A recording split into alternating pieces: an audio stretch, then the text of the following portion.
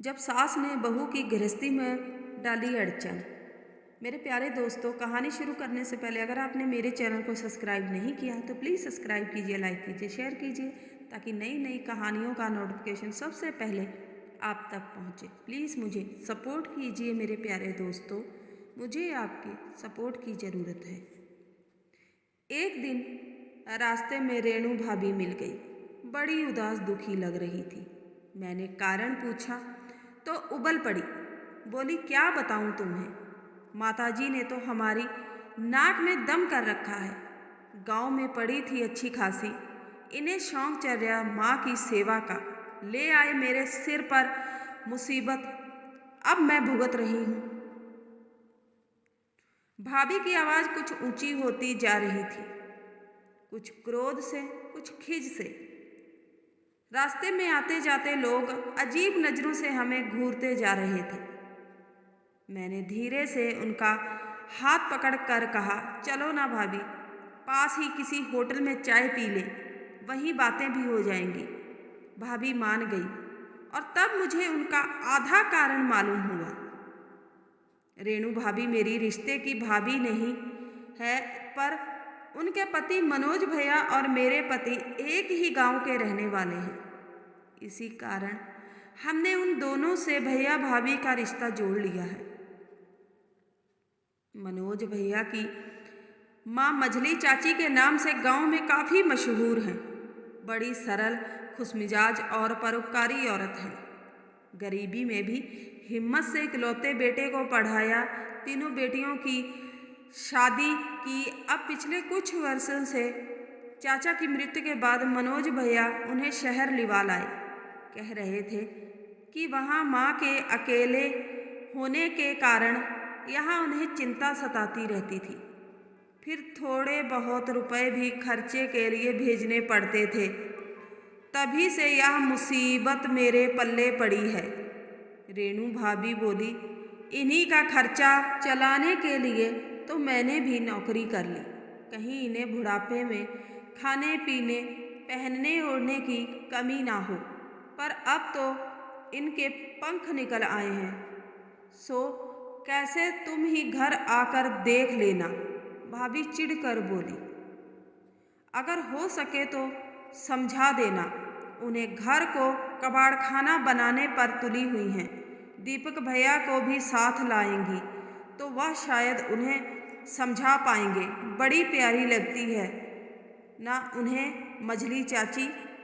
चाय खत्म होते ही रेणु भाभी उठ खड़ी हुई और बात को ठीक तरह से समझाए बिना ही चली गई। मैंने अपने पति दीपक को रेणु भाभी के वक्तव्य से अवगत तो करा दिया था,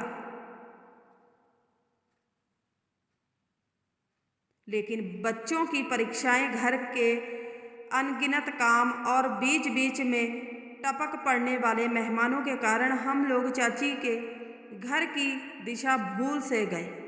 तभी एक दिन मेरी मौसेरी बहन सुमन दोपहर को मिलने आई। उसने MA BA B.Ed कर रखा था, पर दोनों बच्चे छोटे होने के कारण नौकरी नहीं कर पा रही थी। हालांकि उसके परिवार को अतिरिक्त आय की आवश्यकता थी। ना गांव में अपना खुद का घर था, ना यहाँ किराए का घर ढंग का था। 2 देवर पढ़ रहे थे, उनका खर्चा वही उठाती थी। सास बीमार थी, इसलिए पोतों की देखभाल नहीं कर सकती थी।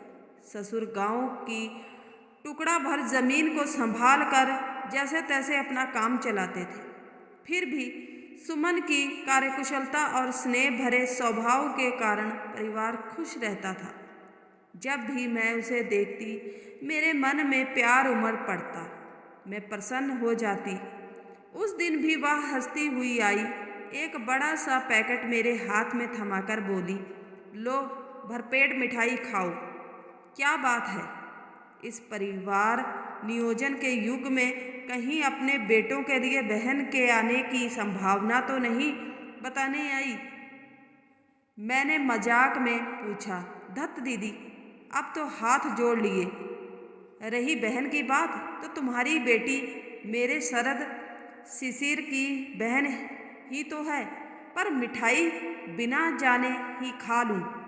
तो सुनो, पिछले 2 महीने से मैं खुद के पाँव पर खड़ी हो गई हूँ, यानी कि नौकरी। उसने खुशी से मुझे बाहों में भर लिया। बिना मिठाई खाए ही मेरा मुंह मीठा हो गया। तभी मुझे उसके बच्चों की याद आई।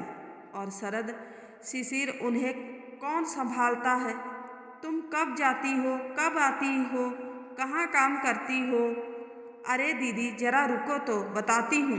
उसने मिठाई का पैकेट खोला, चाय छानी, बिस्कुट ढूंढ कर सजाए, तब कुर्सी पर आसन जमा कर बोली, सुनो, अब नौकरी एक पब्लिक स्कूल में लगी है। तनख्वाह अच्छी है, सवेरे 9 बजे से शाम को 4 बजे तक, और बच्चे तुम्हारी मजली चाची के पास छोड़कर निश्चित हो जाती हूँ। क्या? जी हाँ, मजली चाची कई बच्चों को संभालती है, बहुत प्यार से देखभाल करती है। खा पी कर पीछे एक खुशनुमा जिंदगी में फंसे हुए प्रश्न मेरे लिए छोड़कर सुमन चली गई। मजली चाची ऐसा क्यों कर रही थी? रेणु भाभी क्या इसी कारण से नाराज थी? बात तो ठीक है। शाम को दीपक ने मेरे प्रश्नों के उत्तर में कहा, फिर भैया भाभी दोनों कमाते हैं। मजली चाची के कारण उन्हें समाज की उठती उंगलियां सहनी पड़ती होंगी। हमें चाची को समझाना चाहिए। दीपक कभी दोपहर को बिना किसी को बताए पहुंचकर तमाशा देखेंगे और चाची को अकेले में समझाएंगे। शायद औरों के सामने उन्हें कुछ कहना ठीक नहीं होगा। मैंने सुझाव दिया। दीपक ने एक दिन दोपहर को छुट्टी ली और तब हम अचानक मनोज भैया के घर पहुँचे। भैया भाभी काम पर गए हुए थे। घर में 10 बच्चे थे। मजली चाची एक प्रौढ़ा स्त्री के साथ उनकी देखभाल में व्यस्त थी। कुछ बच्चे सो रहे थे। एक को चाची बोतल से दूध पिला रही थी। उनकी प्रौढ़ा सहायिका दूसरे बच्चों के कपड़े बदल रही थी।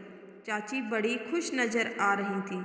साफ कपड़े, हंसती आंखें, मुख पर संतोष तथा आत्मविश्वास की झलक। सेहत भी कुछ बेहतर ही लग रही थी। चाची जी, आपने तो अच्छी खासी बालवाटिका शुरू कर दी। मैंने नमस्ते करके कहा। चाची हंस कर बोली, अच्छा लगता है बेटी, स्वार्थ के साथ परामर्श भी जुटा रही हूँ। पर आप थक जाती होंगी, दीपक ने कहा। इतने सारे बच्चे संभालना हंसी खेल तो नहीं। ठहरो, चाय पीकर फिर तुम्हारी बात का जवाब दूंगी। वह सहायिका को कुछ हिदायतें देकर रसोईघर में चली गई। यहीं आ जाओ बेटे। उन्होंने हम दोनों को भी बुला लिया। देखो दीपक, अपने पोते पोती के पीछे भी तो मैं दौड़ धूप करती ही थी। तब तो कोई सहायिका भी नहीं थी। चाची ने नाश्ते की चीज़ें निकालते हुए कहा, अब वसुदेव कुटुंबकम की उम्र है ना, मेरी इन सभी को पोते पोतियाँ बना लिया है। मैंने फिर मेरी ओर मुड़कर कहा, तुम्हारे सुमन के भी दोनों नटखट यही हैं, सोए हुए हैं। दोपहर को सबको घंटा भर सुलाने की कोशिश करते हैं। शाम को 5 बजे मेरा यह दरबार बर्खास्त हो जाता है। तब तक मनोज के बच्चे सूची और राहुल भी आ जाते हैं। पर चाची, आपको आराम छोड़कर इस उम्र में ये सब झमेले क्या ज़रूरत थी इसकी? तुमसे एक बात पूछूं बेटी, तुम्हारे माँ पिताजी तुम्हारे भैया भाभी के साथ रहते हैं ना? खुश हैं वह? मेरी आंखों के सामने भाभी के राज में चुप्पी साधे मुमताज से बने मेरे वृद्ध माता पिता की सूरतें घूम गई। ना कहीं जाना, ना कहीं आना, कपड़े भी सब की ज़रूरतें पूरी करने के बाद ही उनके लिए खरीदे जाते। वे दोनों 2 कोनों में बैठे रहते, किसी के रास्ते में आने जाने में कहीं रोड़ा ना बन जाए, इसकी फिक्र में सदा घुलते रहते। मेरी आंखें अनायास ही नम हो आईं। चाची ने धीरे से मेरे बाल सहलाए। बेटी, तू दीपक को मेरी बात समझा सकेगी? मैं तेरी आंखों में तेरे माता पिता की लाचारी पढ़ सकती हूँ, लेकिन जब तुझ पर किसी वयोवृद्ध का बोझ आ पड़े तब आंखों की इस नमी को याद रखना। दीपक के चेहरे पर प्रश्न था। सुनो बेटे, पति की कमाई या मन पर जितना हक पत्नी का होता है, उतना ही बेटे की कमाई या मन पर माँ का नहीं होता। इस कारण से आत्मनिर्भर होना मेरे लिए जरूरी हो गया था। रही काम की बात, तो पापड़ बड़ियाँ अचार मुरब्बे बनाना भी तो काम ही है, जिन्हें करते रहने पर भी करने वालों की कद्र नहीं की जाती। घर में रहकर भी अगर ये काम हमने कर भी लिए तो कौन सा शेर मार दिया। बहू कमाएगी तो सास को यह सब कुछ तो करना ही पड़ेगा। चाची ने एक गहरी सांस ली।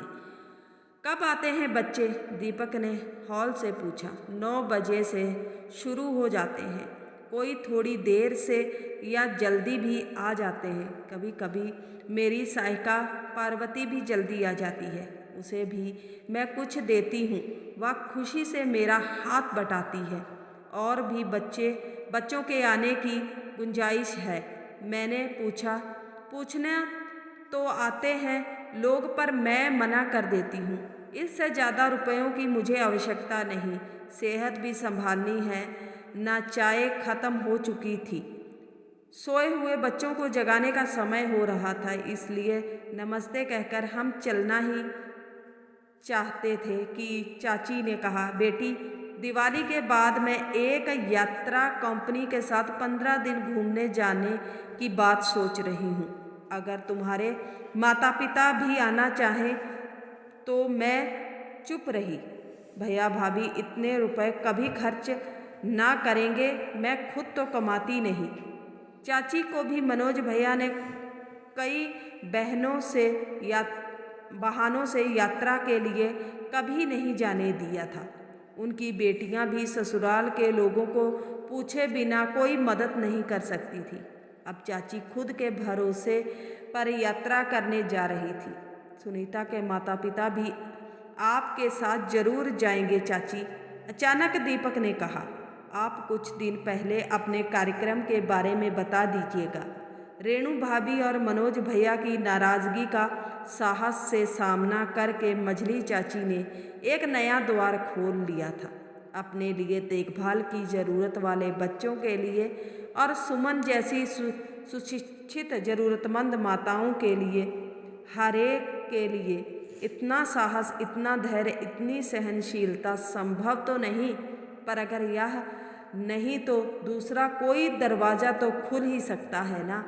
जीवन बहुत बड़ा उपहार है हम सब के लिए, उसे बोझ समझकर उठाना या उठवाना कहाँ तक उचित है। क्यों ना अंतिम सांस तक खुशी से, सम्मान से जीने की और जिलाने की कोशिश की जाए। क्यों ना किसी नए द्वार पर धीरे से दस्तक दी जाए, वह द्वार खुल भी तो सकता है। उम्मीद करते हैं आज की कहानी आपको अच्छी लगी होगी। अच्छी लगी है तो प्लीज़ हमारे चैनल को सपोर्ट कीजिए। मिलते हैं किसी नई कहानी के साथ, तब तक के लिए बाय।